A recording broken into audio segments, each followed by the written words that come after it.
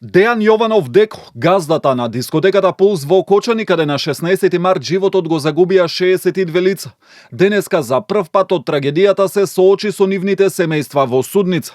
Ни солзи им изрази сочувство на семејствата, додека тие скршени од болка со негодување го слушаа неговото излагање. Јованов рече и дека е зачуден зошто и неговиот син е помеѓу обвинетите.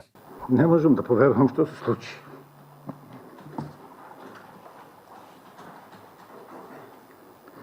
Јас како човек и како родител,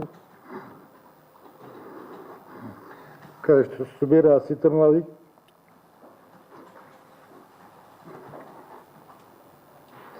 и моите деца,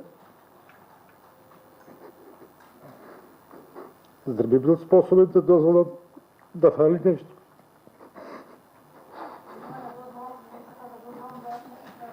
Дејан Јованов негираше вина за делата што му се ставаат на товар. Неговата одбрана во воведните зборови. Вината ја лоцираше кај групата ДНК, која, како што тврдеше неговата адвокатка, не го известила дека за време на настапот ќе користи пиротехника.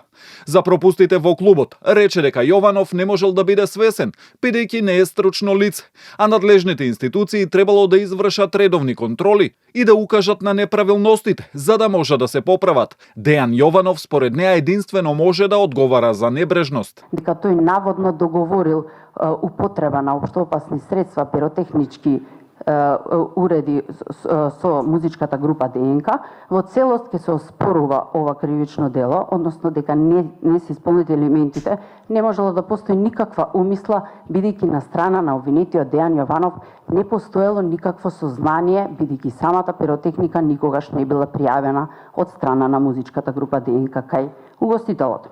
Министерството за економија му издало лиценца за вршење на угостителска дејност, која што неспорно му се издавала непречно 13 години наназад.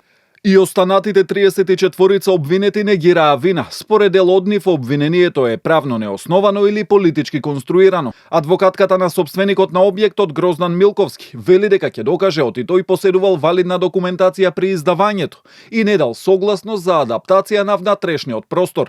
И одбраната на Митко Стојанов вели дека ќе докаже дека обвинението против него е неосновано. Обвинетиот Гроздан Милковски не бил известен од страна на прво обвинетиот каква дејност ќе обавува во објектот. Во договорот за закуп од 1.12.2012 година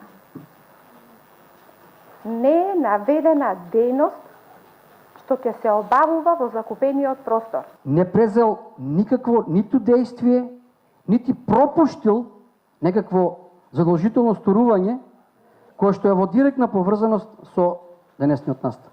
Доказите ќе покажат дека единствената кривица мој денеска што е жив.